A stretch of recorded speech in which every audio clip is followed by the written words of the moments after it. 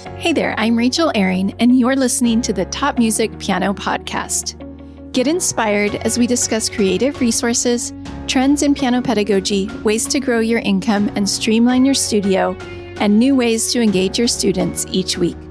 If you are a teacher who wants to go beyond the method books to create an innovative studio that fosters lifelong music makers, you've come to the right place.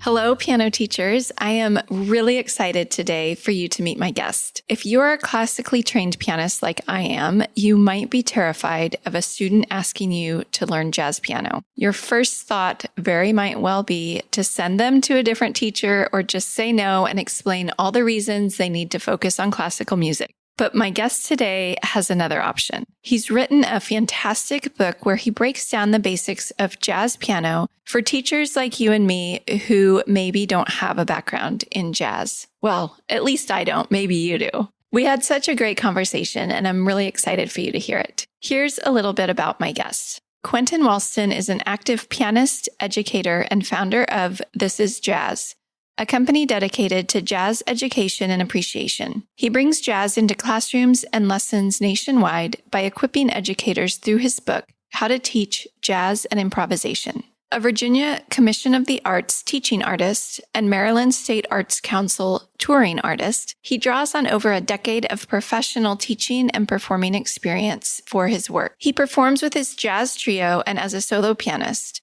blending memorable melodies and striking rhythms with adventurous improvisations. His album, Retro Future, features original works inspired by the jazz masters. Through workshops and seminars for all ages covering jazz, composition, and music history, Quentin brings passionate expertise to jazz performance and education in any setting, classroom, or concert hall. Here's my conversation with Quentin. Hi, Quentin. Welcome to the show. I am so excited to get to know you a little bit today and talk about jazz piano. So before we get into that, can you introduce yourself and tell us a little about what you do? Awesome. Well, thank you for having me on, Rachel. I'm really excited for this. My name is Quentin Walston. I'm a jazz pianist. I'm a music educator. I recently started a company called This Is Jazz. And basically everything I do is around getting jazz to more students, to more teachers, helping the culture just know and appreciate and love the music deeper. So yeah, that's kind of, I guess, what I do.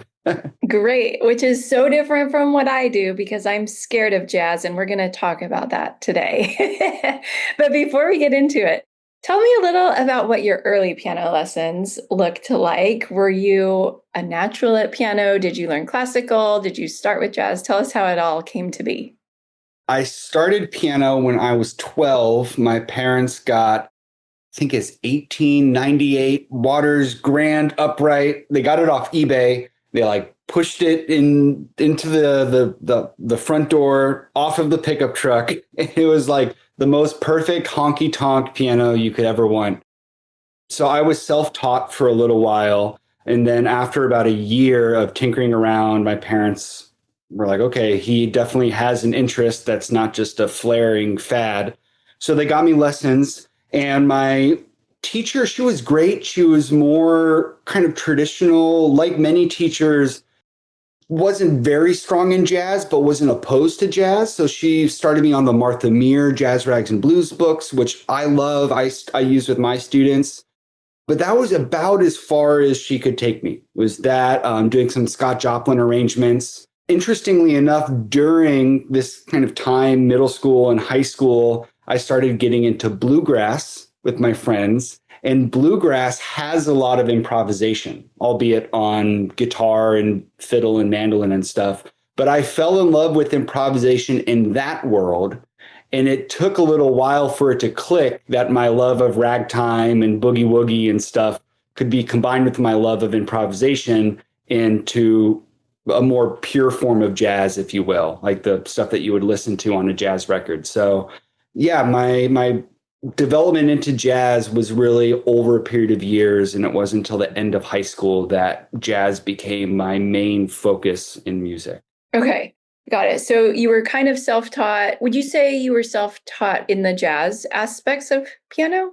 Yes, early on. And I've also been a composer early on as well. Like I remember having a little keyboard up in my bedroom and trying to scrawl in chord progressions on the plastic of the little Yamaha keyboard. So a lot of it was trying to figure out how to play those sounds that I liked. So it'd be writing my own ragtime songs or my own boogie woogie pieces in that. And especially since I didn't have a lot of material out there, there's not a lot of method books on jazz. It was trying to figure it out as I went. But yeah, so I think a lot of it was self-taught for a while, making mistakes, not knowing what I'm doing. So fast forward to today, you have written a fantastic new book. I think it's new, about how to teach jazz piano. Can you tell us a little bit about the book and how you decided to do that? Yeah, it's called How to Teach Jazz and Improvisation. And it fills a gap that is in a lot of piano literature or methodology. It has parts for all instruments, so it could apply to band teachers or any other tonal instrument. And essentially, it gets down to the idea of if you want to learn jazz, there's a lot of quote unquote jazzy sounding arrangements. Like I already mentioned, the Martha Meir. I love Martha Meir stuff. I'm not putting her down at all. It helped kind of solidify my interest. But so much of the literature that you're going to find in method books is completely devoid of improvisation. And then there might be some kind of corny sounding stuff or stuff that might be accurate in sounding like jazz. They don't give you a lot of stylistic knowledge. How does jazz articulation work? How does swing work? So, and then as you mentioned at the very beginning, a lot of teachers just don't want to teach it because it is so different. So there's that kind of feeling of, well, I'm not equipped to do this, or I can't improvise confidently myself, so I would feel like an imposter trying to teach it. So the book is designed to fill in all those gaps. So it's a two-part book.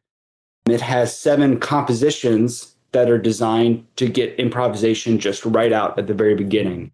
And each composition has a repetitive chord progression that the teacher would play as an accompaniment, and it gives students notes that will always sound good with that chord progression. So it doesn't matter what they play, what rhythm, it's always going to sound good. So it kind of gets rid of that fear of playing a wrong note, and it has hints and tips to help the students grow in that. So that was the first important thing of what is the repertoire, what should or what could a student play to truly be improvising in a jazz style. And then the rest of the book is all the information that a teacher would want to know about jazz, like the articulation, the swing, technical exercises, listening, what albums to listen to. So I spent almost a year writing it, really trying to think, what would a teacher who has zero jazz experience need to be able to start in their lessons tomorrow saying, hey, I got this book, let's try some stuff out. Yes. So I read the book and I learned a ton. I think my previous experience with jazz was like play these notes and leave these notes out. And that was about the extent of it. So I learned a lot more. And I have to tell you, Quentin, that just this morning, I had an adult student come for a private lesson, and I knew that she had been on vacation all week and probably hadn't touched a piano. And sure enough, she showed up and said, I haven't touched a piano since I saw you last week. So I said, don't worry, I've got just the thing. And I pulled out the packet of music at the end of the book. And I played the teacher part because it's written out so I can do that. And then I showed her how to do a little bit of improvisation on the student part. And we did it for 30 minutes. We played through, that was our lesson today. So cool. Oh, that makes me so happy to hear. And especially that it lasted, that you could get a lot of use out of it too. Yes. And we could have done a lot more because she's only been taking for about a year. So I would consider her still a beginner. So she could read the notes for the student part, but we didn't go really to there's more steps like adding rhythm and adding bigger scales and stuff. So we didn't really do all the steps, but we tried out a bunch of the songs and we had a great time and she was excited about it. And so we had fun. That's amazing. And yeah, and it's designed, I love that you did it with a beginner because yeah, you can do just the top part. And for people that are listening, the top part just has 4 notes. Like these 4 notes are going to sound good, but then for the more advanced people or the people that want to develop, it's like try improvising with this rhythm. Like you pick the notes, but here's a rhythm or here's a more elaborate scale. And I did really intentionally want to minimize the notes at the beginning because a lot of people do jump to the minor blues scale when improvising. And I use that scale in this book as well. But if you give students too many notes from the beginning, I've found that either they will, one, be stuck in memorization land, just they're not really improvising, they're just trying to remember what collection of notes was it, or all of their improv will be scalar. Just do-ba-do-ba-do-ba-do, do-ba-do-ba-do-ba-do, do-ba-do-ba. So fewer notes kind of gets people out of those pitfalls. Yeah. And I think the challenge for this particular student, because she's very much like play by the rules, is it was hard for her to actually improv on those notes. Like she kind of just wanted to play them in order over and over. So do you have any advice for how to get her to like kind of take the next step, I guess, with the improvisation? Was she looking at the notes? Was she able to get off? I think she was looking at the notes most of the time. Yeah. That thing might help. Just like, okay, we're going to close this. You don't need to look at it. 4 notes. You can keep those notes in your head. I think the rhythms can help. I mean, there's a page of rhythms, and I didn't invent this pedagogy. I can't remember who I got it from, but ISO rhythms, isolated rhythms. But like, if you give her like, okay, you get to play anything you want with those notes, but it has to be quarter then 2/8 notes. Ba, ba, da. Like, what can you come up with on that? It's like, okay, you have those 4 notes and you have to do quarter and 2/8 notes. It's like ba, ba, da, ba, ba, da, ba, ba, da, dee, da, da. Like, just once you kind of put them in a situation where they have to come further out of their box, it kind of forces creativity. So yeah, rhythms can be a really great way because it's hard to just run a scale if you only get 3 notes or something like that. So I think that would help. Singing stuff helps too. That also takes a little bit of confidence. I have a terrible voice, but I don't care. But I know some people they don't want to vocalize stuff. But you could also do like call and response. There's some other improv games that are in the book. Yeah, we'll try some of those things. And I think my next step is I want to try this with some of my younger students because she was an adult student, but I would love to try it with some of my younger students and just show them these are the 4 notes.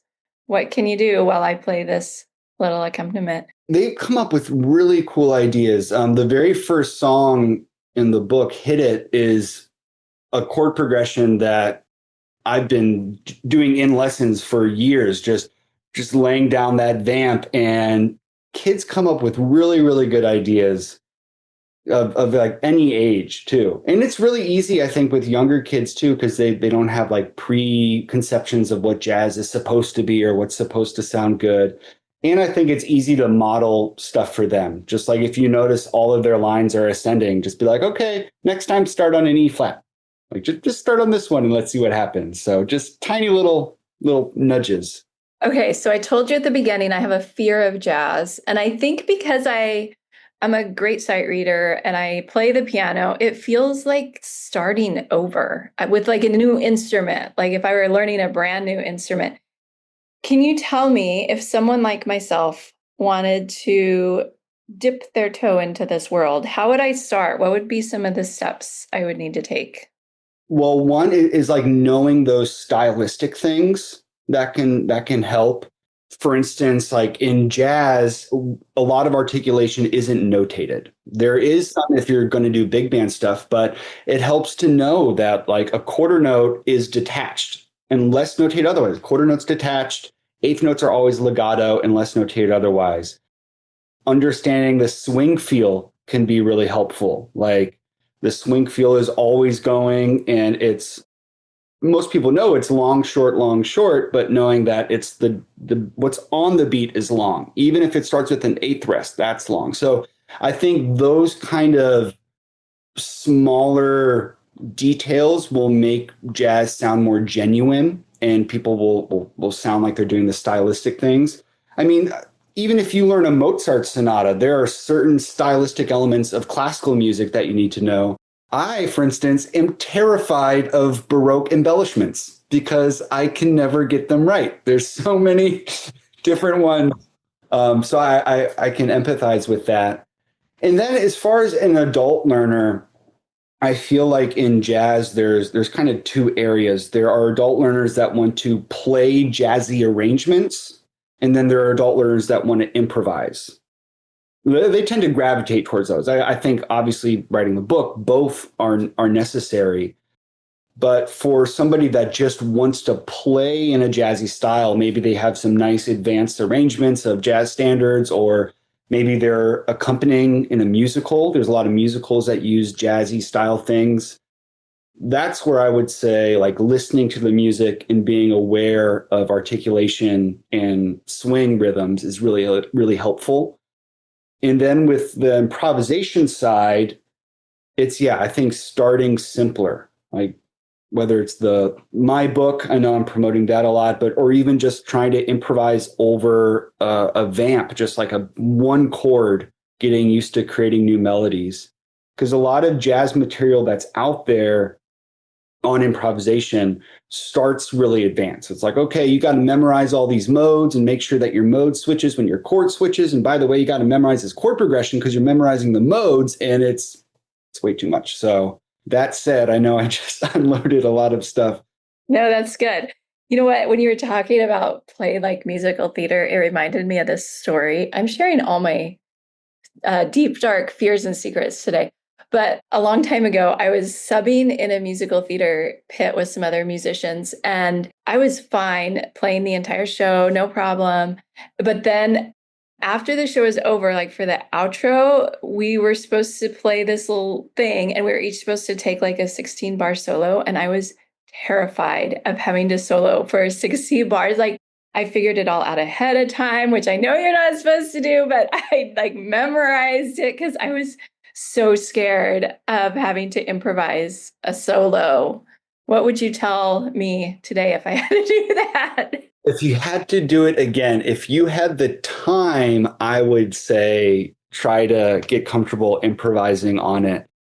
I think it would also have to do with the tune as well. So one of the things about jazz improvisation, there is a lot of theory to it. I feel like some people might gravitate towards jazz is just playing what you feel, or some people might gravitate towards jazz is so incredibly complicated, I can't even get started. But I mean, there's truth to both. So if you had that 16 bars, it's like, okay, what chord progression is this on? Because in jazz solos, the soloist is trying to melodically play the chord progression. They're kind of transforming the harmony into melody. So if you start on a C chord, you're going to be playing notes that fit well with the C chord. And then if the second chord is C sharp diminished, you got to make sure those notes fit with that chord. So I think in your instance, if you have 16 bars, it would maybe help to see, okay,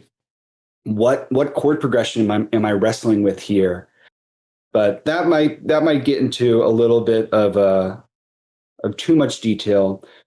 The thing, I mean, some scales just sound good. You can float above all of them. There's always the less is more technique. I mean, Count Basie was just incredible at just playing these little sprinkles of melodies here and there. So, yeah, I think looking back, if I were to have to do it again, maybe I would record the chord progression so I could practice soloing at home without, because it was scary to just have to walk in and do it in front of people.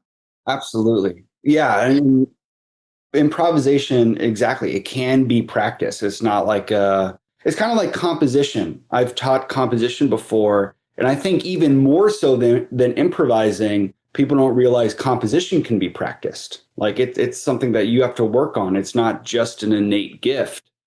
So yeah, improvisation, absolutely. Go home and work on constructing melodies over that chord progression. Absolutely. What would be a realistic timeline for somebody who already has some piano skills to learn some of these jazz elements and start to feel comfortable with it? I feel like with the material in the book, since you don't have to worry about navigating tricky chord changes, I think that could definitely be done where someone is having fun making up their own melodies within a month. Like the play-alongs are there. It's for piano, it's just right hand. You have the scale. I think within a few tries, within a few lessons or a few weeks of practice, depending how much you're doing, you could be doing jazzy stuff and having fun.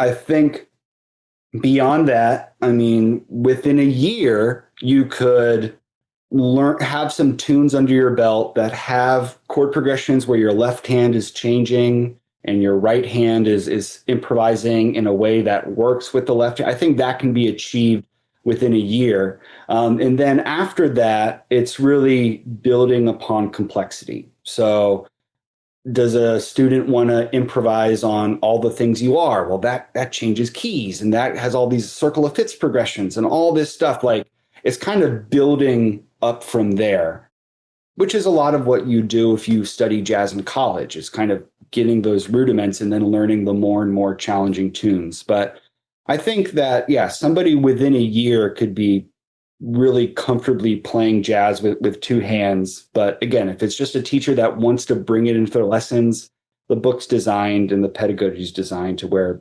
you could do it. You could do it pretty straightforward. Yeah, I would love to talk a little more about teaching, or talk, I guess, to the teachers. Why do you think it's important for them to do this? Or do you think it's important to include this in every lesson, or for students who are interested? What are your thoughts about how teachers can include more jazz in their typically classical, I guess, lessons? I don't want to say it has to be part of every lesson. I think it should be more present. Many people are aware that the great masters like Bach and Mozart were incredible improvisers in their own right. It used to be part of the pedagogy. It used to be assumed that a cadenza could be improvised by whoever is performing. So I think that jazz is the most advanced and kind of ubiquitous form of improvisation that we have today. I already mentioned bluegrass has improvisation. The blues, rock has improvisation, but I think jazz has developed the language of improvisation so much further, and it's built upon classical music theory. So I think for those reasons, it's important for a musician's well-roundedness to be able to improvise. And then as far as jazz goes, I think it motivates a lot of students. I think it's a fun style that kids enjoy playing, really little ones, or even the grumpy teenagers that don't know what they want to play and they're tired of this or tired of that. You can give them some jazz.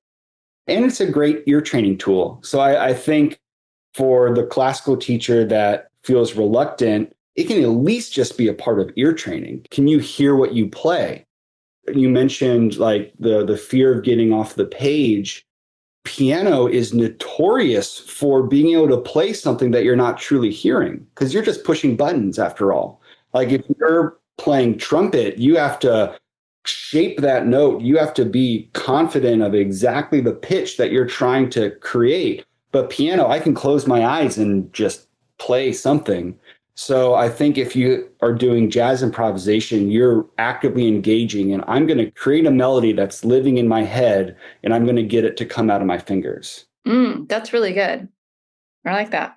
We've talked quite a bit about your book, but I saw that you also have some courses and other resources as well. Would you care to share some of those? Oh, of course. Yeah. So the courses that I have are on jazz theory. Most of them are on jazz theory, which is again, a way to present jazz to the novice, to somebody that just wants to understand what's going on. Because I think, and this might sound corny, but I think it makes you enjoy the music more when you know what's happening. Like I think and it might just be my experience, but from my experience, I have enjoyed jazz on a deeper level when I know what's going on. I mean, I remember so clearly in high school jazz band, our teacher put on this crazy fast swing era tune. It was Buddy Rich. They're playing Love for Sale. And there's this tenor sax solo, and he's playing all these notes. And all I could think of is, how does he know what to play? how does he know when to start? And how does he know when to stop? And why did the whole band come in magically when he stopped? And it was like such a mystery. And then learning of like, oh, they're improvising on a predetermined chord progression that lasts a predetermined length. And everyone in the band is following along and they know when that chord progression's up. And just that kind of background was like, whoa. And now I can appreciate it more because now when I listen to the solo, I'm like, oh, he's kind of guiding and weaving through that chord progression. So the course is designed to present jazz in that way. Like, hey, this is what's happening in jazz, and this is why it's really, really cool, rather than like a more dry, let's discuss how altered chord extensions work. I mean, that stuff is helpful, but that's not a place to start. I think you should start from this is the building block. This is how jazz works. So the courses cover that. I have a course on jazz piano history. So a lot of what I do day to day is jazz concert, like history concerts. So I'll play through the development of Duke Ellington, or I'll play through the development of Thelonious Monk. So I kind of made a course celebrating all of the influential people that changed jazz piano. Because when jazz piano started, it was really modeled after ragtime. So you had the bouncy left hand and the very syncopated chord-based right hand. And then you have bebop, which is more of trying to emulate those fast saxophone melodies and so on and so forth. So I thought that would be a fun course to do too. So yeah, that sounds so interesting. Is there anything else before I have you share where listeners can find all of these things? Is there anything else that you want to share with us? I know I kind of went off script, so I want to give you an opportunity if I left anything out. Oh no, I mean, this is great. I love talking about jazz. I really think that everyone can play it. So I think we covered it all. Hopefully I'm not kicking myself in an hour going, oh, I wish I mentioned this. But no, I mean, I make my own music as well. If people are interested, I lead a jazz trio. So I released an album called Retro Future. A lot of my own personal jazz style. I really like the music of Thelonious Monk. I like how he stays within the traditional confines of swing, but isn't afraid to kind of dip his toe toward the avant-garde or have fun with dissonance and kind of playful thematic development. So my own music, I like to kind of be inspired by him. So that's Retro Future, that album. That's really the only other thing I can think of. Nice. And one of the things that I loved in your book, you kind of referenced this earlier, is that you put all your favorite albums, which I would love to check some of those out because it looked very inspiring. So why don't you tell people where they can find the book, your courses, where they can find you online? I know you have a big Instagram following and such. So give us all the places. Yes, absolutely. This is Jazz is my company that has my book. It has my courses. It has all of that. We do articles to help people, help teachers. So This is Jazz. The book is also on Amazon. It's also available as an ebook on Music Notes. If people are part of Piano Marvel, it's on that interactive app. So that's been really fun recently. My social media is Quentin Walston. So Instagram, Quentin Walston, and then This is Jazz Official on YouTube. But thank you so much. This is cool. It's been a real pleasure to talk about all this. Yeah, well, thank you so much. I learned a lot, and I know that our listeners are going to learn a lot as well. And hopefully they'll check out your book and your other resources. So thank you for being here today, Quentin. Thank you. Absolutely. I should have mentioned this during the episode, but one of the things that I appreciated about Quentin's book is that it wasn't long and overwhelming. I was able to get through the instructional part of it fairly quickly, and then the rest is educational resources, like we mentioned, such as the listening lists and the compositions. So if reading a book on jazz sounds intimidating, this one isn't. So I hope you'll check it out. That's the end of the show for this week. I'm Rachel Ehring, and you've been listening to the Top Music Piano Podcast. I'll speak with you again next week. How do you keep up to date with all the latest trends and research into music education? How do you connect with other teachers around the world and make sure your teaching stays fresh and relevant for students of all ages and stages, both now and into the future? I created our Top Music Pro membership to be the one-stop shop for music teaching resources, training, support, and community, and I'd love for you to come and join us inside. With over 40 comprehensive training courses, hundreds of teaching demonstrations and lesson plans, free monthly sheet music, discounts, and all the business and pedagogy support you could ever need, Top Music Pro is the community you've been looking for. If you're ready to level up your learning from the podcast and join thousands of other teachers in our global network, head over to topmusicpro.com today.